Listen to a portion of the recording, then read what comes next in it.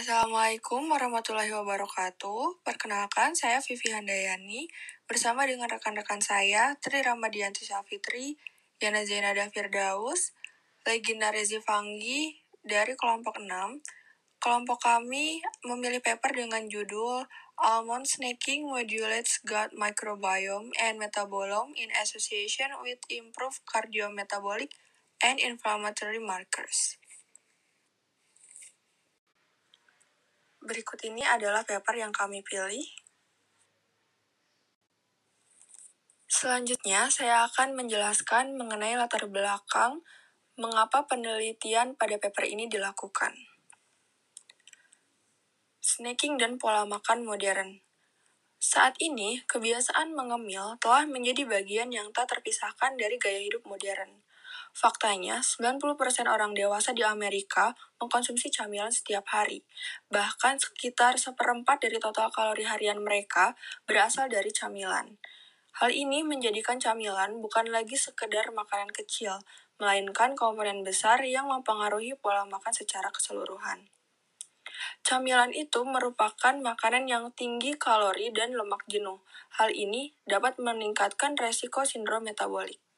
Dengan pola makan ala barat atau AAD, Average American Diets, ini dapat memperburuk dampaknya. Hal yang melatar belakangi penelitian ini yang lain diantaranya adalah dysbiosis usus dan intervensi diet. Gut dysbiosis ditandai oleh rendahnya keanekaragaman mikroba usus dan perubahan komposisi mikroba yang merugikan. Nah, hal ini berhubungan erat dengan obesitas, peradangan kronis, serta gangguan metabolik lainnya.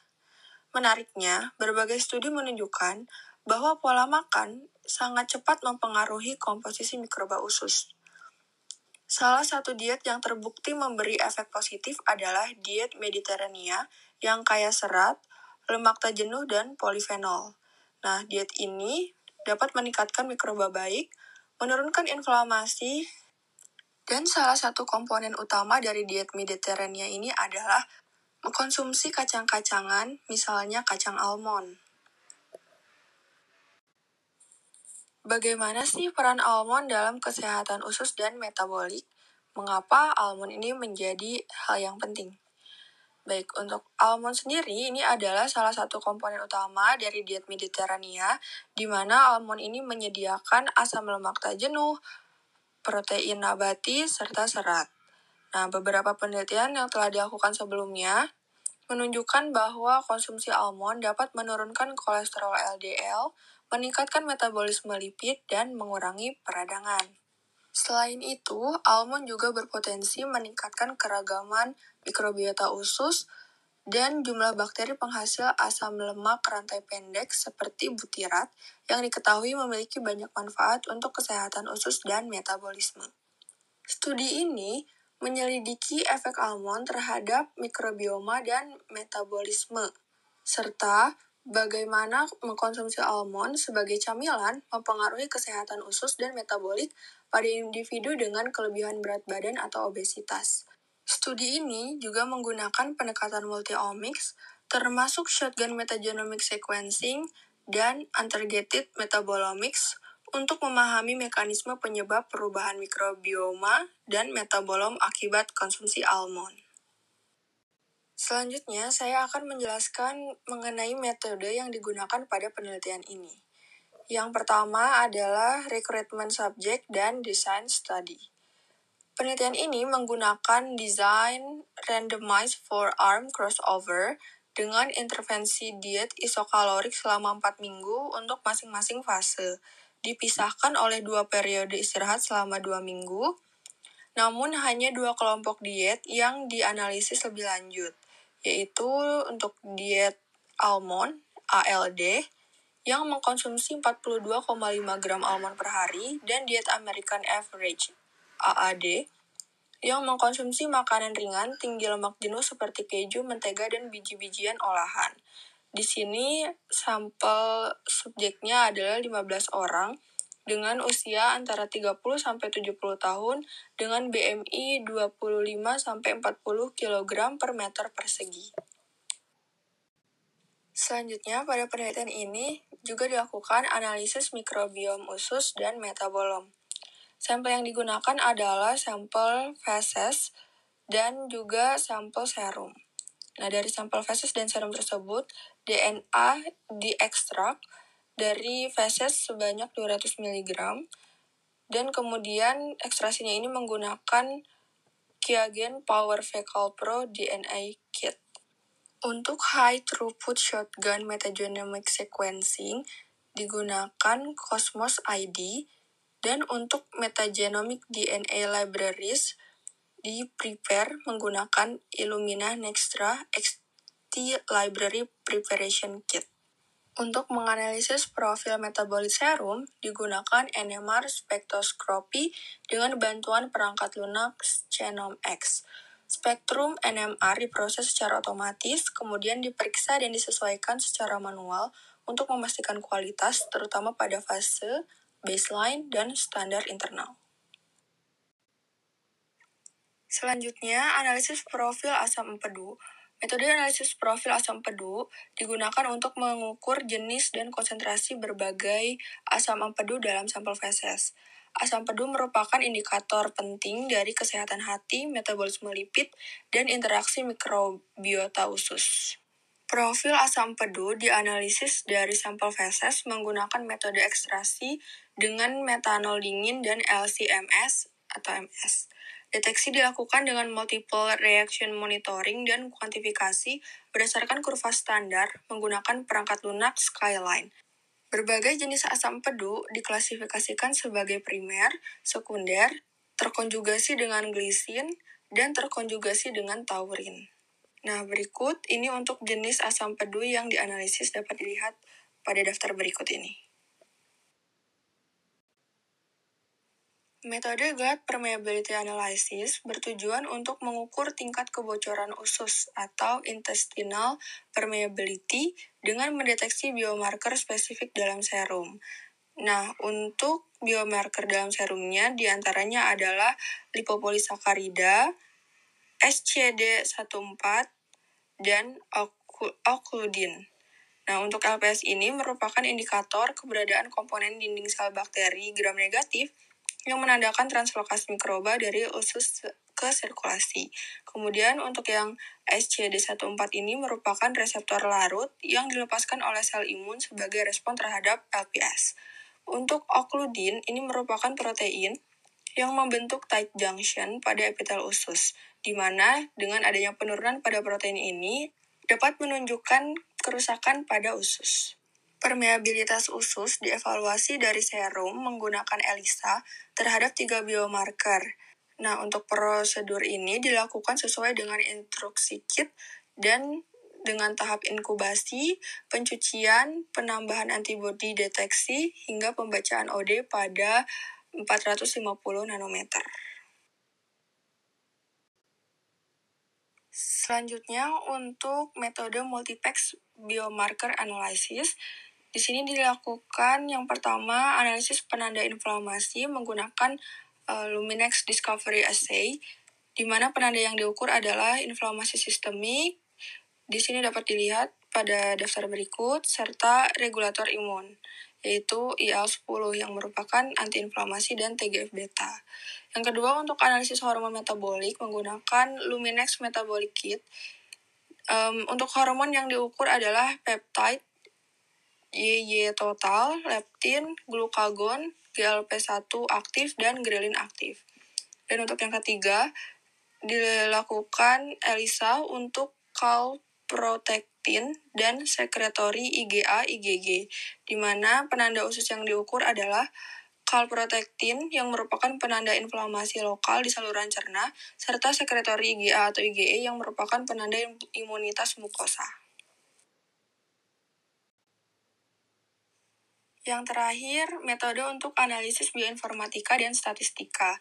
Di sini, data metagenomik dan metabolomik dianalisis secara statistik untuk mengevaluasi efek diet terhadap mikrobioma, metabolit, dan penanda kesehatan lainnya.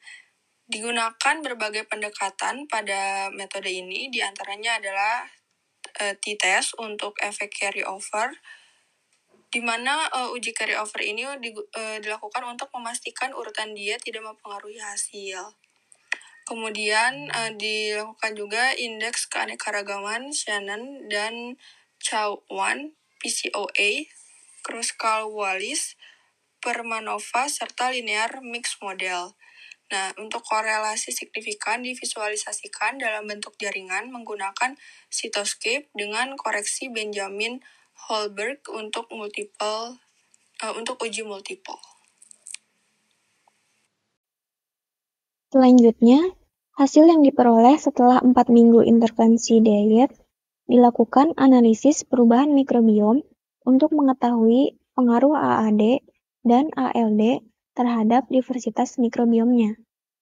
Secara umum, diversitas dan struktur mikrobanya tidak signifikan berubah. Meskipun demikian, nilai diversitas mikroba ALD lebih meningkat, sementara ALD menurun dibandingkan dengan baseline. Bisa dilihat dari grafik batang di atas. Ketiga grup ini memiliki profil komposisi mikroba yang serupa, dengan sedikit perbedaan di tingkat spesies antar grup. Ini bisa dilihat dari grafik PCOA di bawah.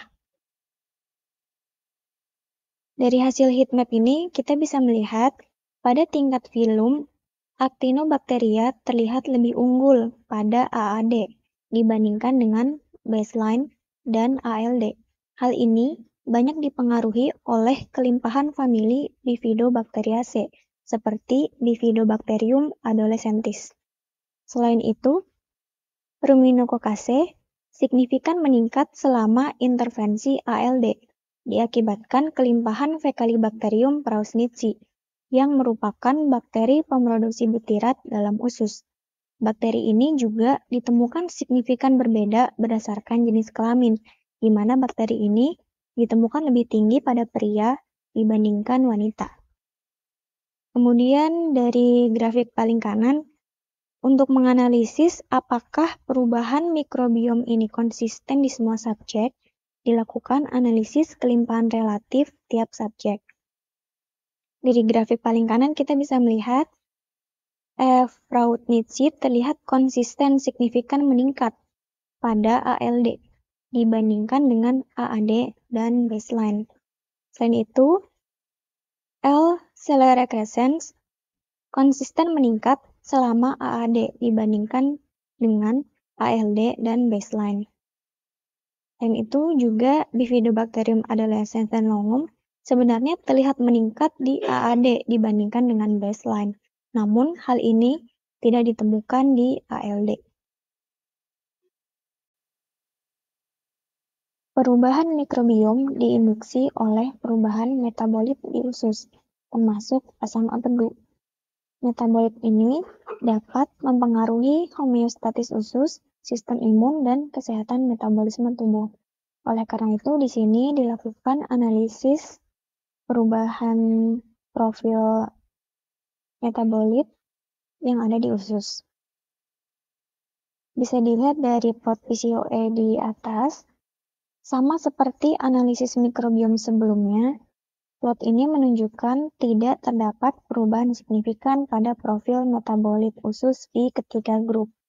Hal ini menunjukkan bahwa profil metabolit cenderung stabil selama intervensi diet. Kemudian berdasarkan heatmap di bawah, total terdapat 38 metabolit yang terdeteksi. Kemudian dikelompokkan menjadi 3 klaster berdasarkan Z-score. Monosakarida, gliserol, suksinat, dan methylamin dikelompokkan dalam satu klaster dan terlihat signifikan berbeda pada sampel ALD. Di antara metabolit tersebut, silose dan gliserol paling signifikan meningkat setelah ALD dibandingkan dengan baseline dan AAD. Bisa juga dilihat dari grafik di samping, gliserol dan silose terlihat cenderung lebih ke kanan, artinya nilainya lebih tinggi dibandingkan dengan yang lainnya.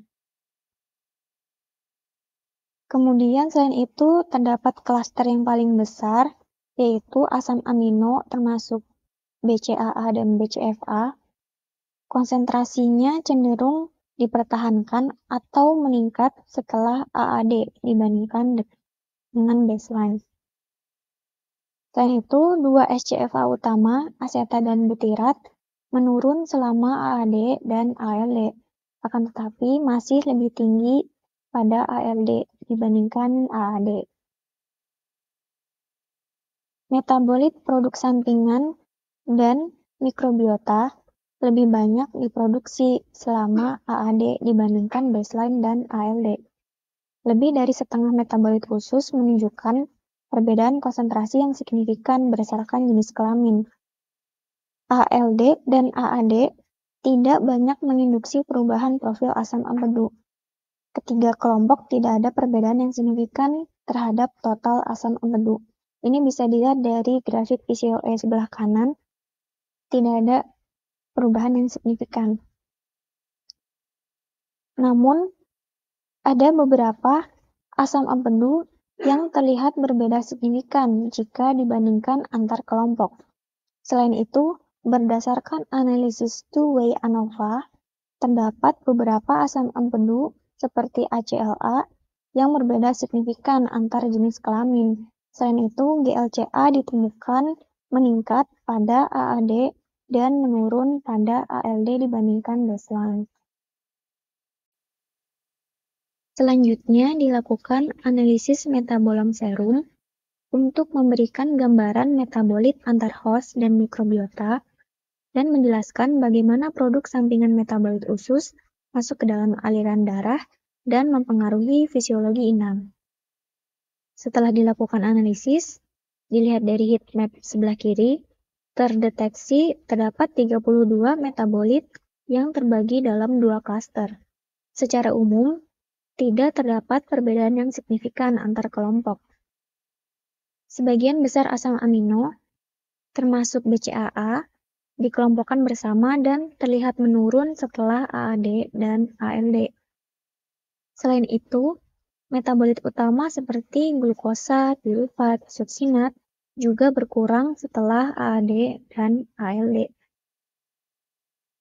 Jika dilihat dari grafik paling kanan, sebenarnya intervensi ALD ini mengarah pada metabolisme ketosis.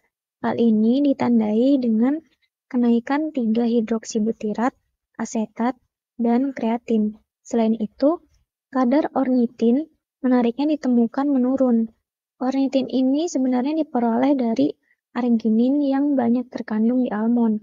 Jadi bisa kita duga ornitin ini sudah banyak dikonversi menjadi kreatin karena ornitin berperan sebagai prekursor kreatin. Serupa dengan metabolit usus, bisa dilihat dari grafik di kiri, terdapat perbedaan signifikan dari serum metabolit berdasarkan jenis kelamin, kecuali 3-hidroksibutirat dan asetat pada ALD. Kemudian selanjutnya, untuk memahami hubungan antar metabolit usus dan serum, dilakukan analisis co-occurrence. Dari gambar di samping kanan bisa kita lihat garis merah menunjukkan korelasi positif, garis hitam menunjukkan korelasi negatif. Mono dan trimetilamin menunjukkan korelasi positif dengan serum dimetilamin dan kreatinin, yang merupakan produk samping dari metabolisme protein. Selain itu, serum kreatinin menunjukkan hubungan negatif dengan beberapa metabolit usus, seperti lisin, fumarat, dan asetat selama ALD. Secara umum, sebenarnya terdapat hubungan negatif antara kreatin dengan produk samping metabolisme dari metabolit mikrobiota. Selanjutnya kita akan membahas terkait pengaruh almond terhadap marker inflamasi, permeabilitas usus, serta hormon metabolik yang berperan dalam regulasi nafsu makan dan rasa kenyang. Di sini terlihat pada gambar 4A, yaitu melalui analisis PCOA, terlihat bahwa profil biomarker pada kelompok almond atau ALD yang mengalami pergeseran paling besar dari baseline. Meskipun tidak signifikan secara statistik, hal ini menandakan adanya perubahan dari sisi fisiologisnya. Kemudian pada gambar 4B yaitu heat map clustering yang menunjukkan bahwa marker inflamasi dan hormon metabolik menurun setelah mengkonsumsi almond, sedangkan marker permeabilitas usus posisinya relatif stabil. Kemudian pada clustering per individu di gambar 4C menunjukkan adanya variasi respon yang tinggi antar partisipan. Selanjutnya pada gambar 4D, di mana marker permeabilitas usus seperti onkludin dan LPS cenderung mengalami perubahan. Akan tetapi terjadi peningkatan pada LBP pada kelompok ALD yang mengindikasikan adanya kinerja respon imun adaptif terhadap potensi paparan dari endotoksin. Kemudian pada gambar 4E, menunjukkan adanya penurunan signifikan pada beberapa marker inflamasi utama seperti interleukin 1B, interleukin 10, interleukin 23, dan TNF-alpha setelah mengkonsumsi almond. Hal ini menunjukkan terjadinya efek anti-inflamasi. Selain itu, pada gambar 4F, hormon metabolik seperti GLP-1 dan peptida YY meningkat secara signifikan. Hal ini menunjukkan adanya peningkatan rasa kenyang dan penurunan nafsu makan. Sebaliknya, terjadi penurunan leptin dan insulin yang diketahui keduanya berkontribusi pada kontrol berat badan dan metabolisme. Secara keseluruhan, almond snacking membantu memperbaiki keseimbangan imun dan hormonal dengan efek metabolik yang mendukung penurunan inflamasi dan peningkatan regulasi nafsu makan, meskipun efeknya dapat bervariasi tergantung pada masing-masing individu. Selanjutnya, kita akan membahas hasil bagaimana pengaruh konsumsi almond secara spesifik dapat membentuk kembali ekosistem mikroba usus melalui interaksi yang saling terkoordinasi antara mikroorganisme, metabolit hasil fermentasi, dan profil asam empedu. Nah, yang pertama, gambar 5A menunjukkan bahwa Pecalibacterium prausnitzii, salah satu bakteri komensal yang utama, itu memiliki korelasi positif dengan butirat dan gliserol, yang merupakan dua metabolit yang dihasilkan dari fermentasi serat. Kemudian, bakteri ini juga memiliki korelasi negatif dengan format dan glisin, yang merupakan hasil fermentasi protein.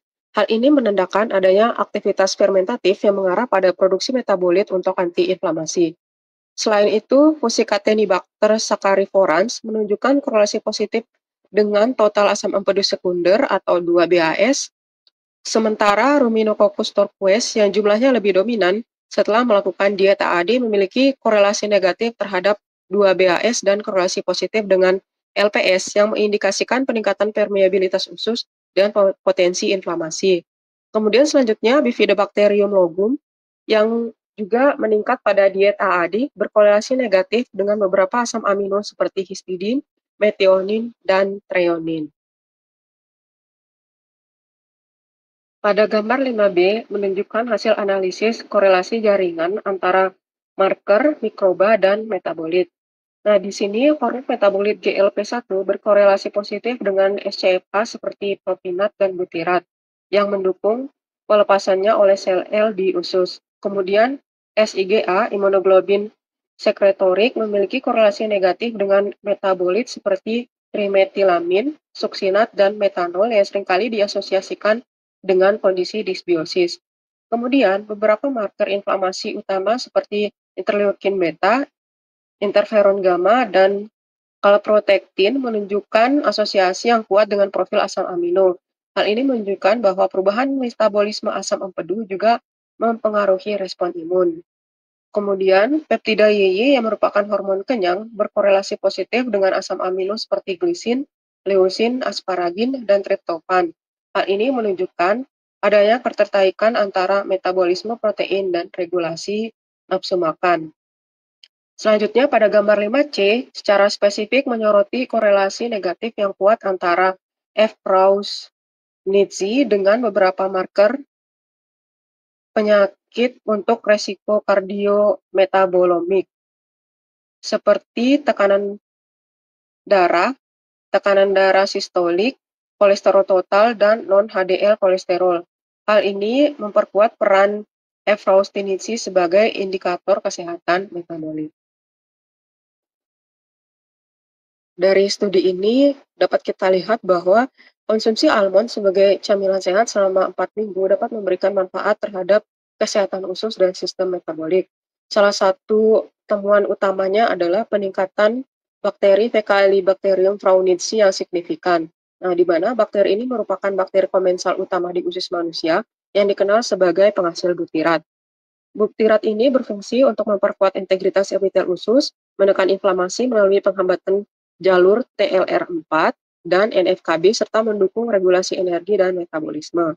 Peningkatan bakteri ini yang dihasilkan pada studi ini berkorelasi positif dengan kadar butirat di feses dan penurunan marker inflamasi seperti TNF-alpha setelah mengkonsumsi almond.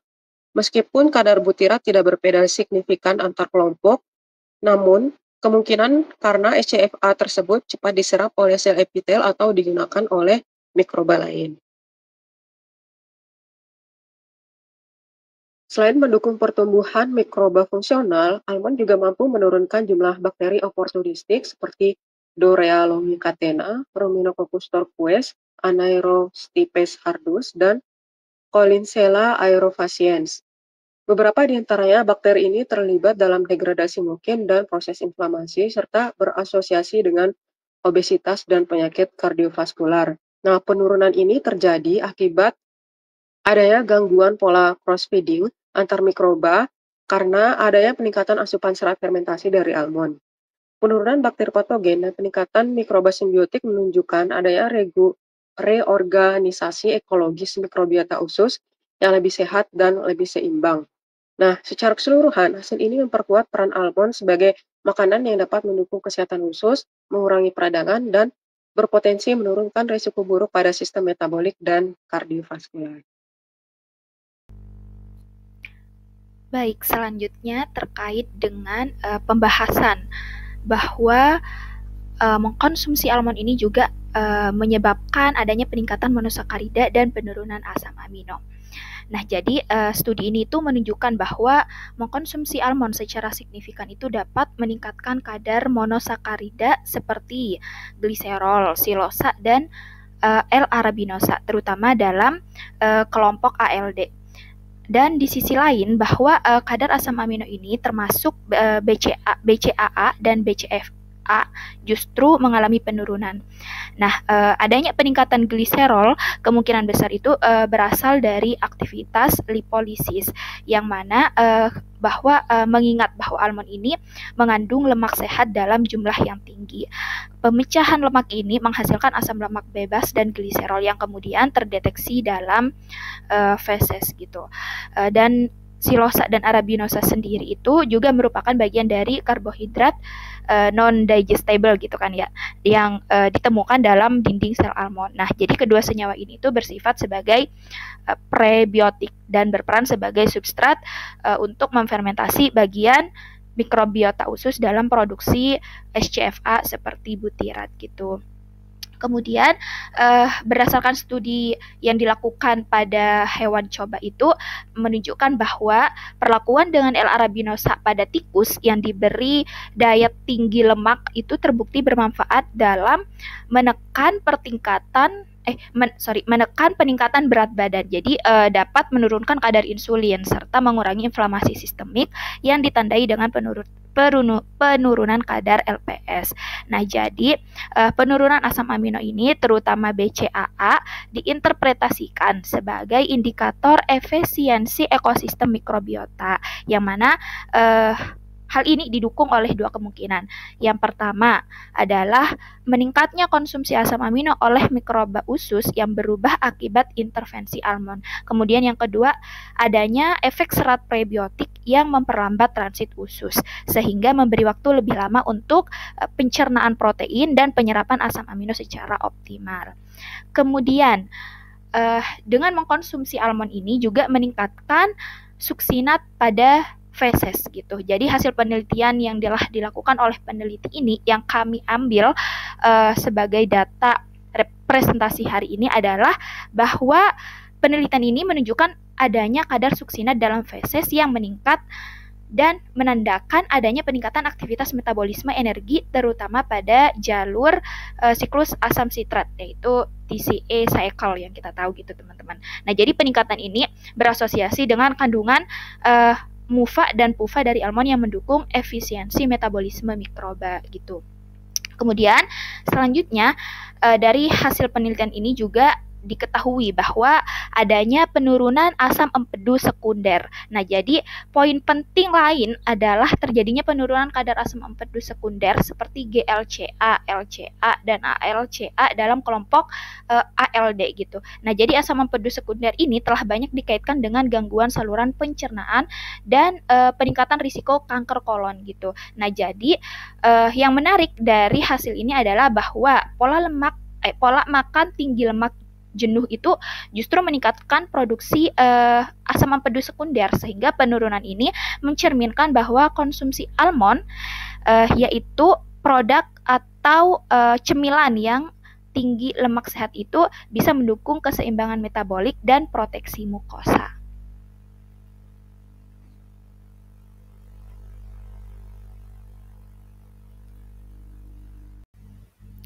Dengan mengkonsumsi almond itu dapat memodulasi sirkulasi dan hormon yang bisa mengatur nafsu makan dan rasa kenyang. Nah, jadi yang pertama kita akan membahas terkait dengan peningkatan kreatin dan kreatinin pada serum. Nah, pada gambar di sebelah kiri ini adanya menggambarkan jalur biosintesis kreatin dan peranannya dalam metabolisme energi khususnya di jaringan otot seperti kardiomiosis. Nah, jalur ini tuh dimulai dari ginjal, di mana dua asam amino utama yaitu arginin dan glisin dikombinasikan oleh enzim AGAT untuk membentuk guanidoasetat dan ornitin sebagai produk sampingan. Kemudian guanidoasetat diangkut ke hati dan mengalami reaksi metilasi oleh enzim GAMT. Dengan adanya S-adenosilmetionin atau SEM sebagai donor metil akan menghasilkan kreatin dan S-adenosil hemositein. Nah, kemudian kreatin ini selanjutnya didistribusikan ke jaringan otot, yang mana tempat ia berperan penting dalam menjaga pasokan energi melalui konversi menjadi fosfokreatin oleh enzim kreatin kinase. Dan fosfokreatin ini nanti akan berfungsi sebagai cadangan energi yang cepat yang mampu meregenerasi ATP dari ADP selama aktivitas metabolik intensif. Namun sekitar 2% kreatin itu dalam tubuh akan mengalami konversi spontan menjadi kreatinin, yaitu merupakan produk sampingan yang kemudian dibuang melalui ginjal dan urin. Nah, dalam studi ini adanya peningkatan kadar kreatin dan kreatinin serum ditemukan pada kelompok ALD. Hal ini itu sangat relevan karena arginin sebagai salah satu produk prekursor utama dalam sintesis kreatin, yang mana arginin ini merupakan asam amino yang kaya terdapat dalam almond gitu. Nah, oleh karena itu peningkatan asupan arginin melalui diet almond dapat meningkatkan biosintesis kreatin yang pada akhirnya itu juga menyebabkan peningkatan kadar kreatinin sebagai produk akhir dari metabolisme kreatin. Nah, penting juga untuk dicatat bahwa peningkatan kreatinin dalam konteks ini tidak selalu menunjukkan gangguan pada fungsi ginjal, tetapi justru bisa menjadi indikator peningkatan aktivitas metabolik, terutama pada jaringan otot yang sangat bergantung pada sistem energi yang berbasis kreatin gitu. Nah, dengan demikian bahwa hasil yang didapatkan pada studi ini itu menambah bukti bahwa konsumsi almond dapat memodulasi metabolisme sistemik termasuk jalur energi di otot melalui pengaruh nutrisi terhadap metabolit penting seperti kreatin. Selanjutnya, terkait dengan mengkonsumsi almond itu juga bisa meningkatkan ketogenesis yaitu merupakan suatu produksi keton gitu. Nah, jadi pada gambar di bawah ini itu dijelaskan gitu bagaimana tubuh beralih menggunakan lemak sebagai sumber energi utama saat kadar insulin menurun dan glukonnya meningkat. Dalam kondisi ini, sel-sel lemak yang ada di tubuh itu mulai memecah trigliserida menjadi asam lemak yang bebas gitu, yang kemudian dialirkan menuju hati dan otot. Nah, di hati asam lemak ini masuk ke mitokondria dan menjalani proses beta oksidasi dan akan menghasilkan asetil-CoA. Nah, saat tubuh kekurangan glukosa, seperti pada pola makan rendah karbohidrat, salah satunya sehingga kita bisa kekurangan glukosa gitu ya. Nah, si asetil-CoA ini tidak masuk ke siklus Krebs, melainkan dikonversi menjadi badan keton gitu. Nah, keton inilah yang digunakan oleh otot sebagai bahan bakar untuk menggantikan glukosa. Dalam studi ini, kelompok ALD itu menunjukkan peningkatan signifikan akan kadar badan keton dalam serum gitu. Nah, jadi hal ini tuh sangat relevan gitu ya, bahwa mengingat almond itu merupakan makanan yang rendah karbohidrat namun kaya akan lemak sehat sehingga mendorong tubuh masuk ke fase pembakaran lemak dan produksi keton. Oleh karena itu dia meningkatkan ketogenesis gitu. Nah, lebih lanjutnya ditemukan bahwa penurunan insulin terjadi pada kedua kelompok, yaitu ALD yang kelompok yang diberi diet almond dan AAD yaitu average American diet. Nah, namun dalam kelompok ALD ini menunjukkan peningkatan glukagon, hormon yang secara langsung merangsang beta oksidasi dan ketogenesis. Dengan kata lain, proporsi lemak sehat yang tinggi pada almond itu mampu mengubah lingkungan hormonal sehingga tubuh lebih efisien dalam menghasilkan energi dari lemak. Seperti itu. Dengan demikian, peningkatan ketogenesis pada kelompok almond bukan hanya mencerminkan adaptasi metabolik, tetapi juga dapat berkontribusi terhadap efek perlindungan metabolik dan peradangan. Baik, pembahasan yang terakhir yaitu adanya modulasi sirkulasi pada yang mengatur hormon nafsu makan dan rasa kenyang. Pada studi ini tuh dijelaskan bahwa adanya peningkatan hormon yang mengatur rasa kenyang yaitu GLP-1 dan peptida YY atau kita sebut saja sebagai PYY yang secara signifikan itu meningkat setelah mengkonsumsi almond. Nah, GLP-1 atau glucagon like peptide 1 itu merupakan hormon inkretin yang disekresikan oleh sel enteroendokrin di usus bagian distal. Fungsinya ini bisa mencakup meningkatkan sekresi insulin secara independen secara dependen glukos yang dapat menghambat pelepasan glukagon serta memperlambat pengosongan lambung dan mengurangi rasa lapar. Nah, sementara itu, PYY juga dilepaskan dari sel usus sebagai respon terhadap makanan gitu. Nah, jadi khususnya lemak dan protein yang bekerja dengan menurunkan motilitas gastrointestinal serta menghambat asupan makanan. Uniknya, individu dengan obesitas itu seringkali menunjukkan sekresi PYY yang lebih rendah sehingga penambahan makanan dan yang merangsang pelepasan PYY itu menjadi penting secara terapeutik gitu. Nah, dari penelitian ini yang menarik, baik GLP-1 maupun PYY itu disekresikan sebagai respon terhadap asam lemak rantai pendek seperti butirat yang dihasilkan melalui fermentasi serat oleh mikrobiota usus. Almond ini sebagai makanan tinggi serat gitu ya dan lemak yang sehat mampu untuk memfasilitasi fermentasi si CFA itu. Nah, gitu. Nah, dalam studi ini ditemukan korelasi positif antara kadar GLP-1 dan konsentrasi butirat yang mana menunjukkan bahwa serat dalam almond itu tidak hanya memodulasi mikrobiota usus tetapi juga mengaktifkan jalur hormon usus yang mendukung rasa kenyang dan keseimbangan glukosa darah gitu.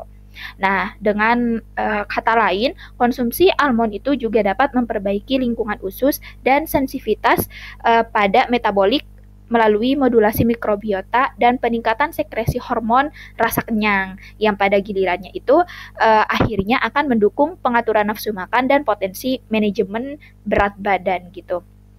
Nah, secara mekanisme GLP-1 meningkat karena SCFA mengaktifkan sel L mensekresi insulin naik sehingga glukagon turun dan nafsu makan menurun gitu. Nah, sedangkan PYY juga meningkat yang mana PYY ini akan merespon makanan yang tinggi lemak atau serat gitu, kemudian akan menurunkan motilitas GI dan hambat makan gitu. Nah, sedangkan SCFA itu sebagai pemicu yang mana merupakan serat yang akan difermentasi oleh mikroba untuk menghasilkan SCFA dan pada akhirnya mengaktifkan GPR43 di sel L. Nah, peran almond ini sebagai cemilan yang kaya serat dan lemak yang sehat sehingga menghasilkan SCFA, kemudian mensekresi hormon kenyang yang meningkat gitu sehingga kita merasa jauh lebih kenyang lebih lama seperti itu. Kesimpulan dari studi ini merupakan evaluasi komprehensif pertama yang menunjukkan bahwa tentang efek ngemil almond pada kesehatan usus dan kardiometabolik pada orang dewasa dengan kelebihan berat badan dan obesitas, khususnya dalam mengatasi ketidakseimbangan yang disebabkan oleh AAD. Nah, ngemil almond secara jelas itu meningkatkan mikroba fungsional termasuk F. prausnitzi sehingga dapat memodulasi ecological needs lingkungan usus secara menguntungkan melalui interaksi simbiotik dan produk sampingan metabolik mikroba. Nah, selain itu, pola diet yang dimodifikasi dengan ngemil almond itu juga menginduksi efek seperti ketosis, meningkatkan hemostasis metabolik juga. Nah, jadi akibatnya penanda inflamasi dan hormon terkait rasa kenyang dengan efek anti-obesitasnya juga membaik. Nah, temuan ini menunjukkan bahwa pilihan diet dan gaya hidup yang sederhana seperti ngemil almond setiap hari tidak hanya membantu menjaga homeostasis usus, tetapi juga dapat mengubah keadaan metabolik dan meningkatkan kesehatan metabolik. Nah, jadi teman-teman pada slide ini sudah kami buatkan poin-poin terkait dengan kesimpulan pada studi yang kami angkat pada presentasi kali ini. Nah, jadi bisa teman-teman lihat di slide berikutnya juga.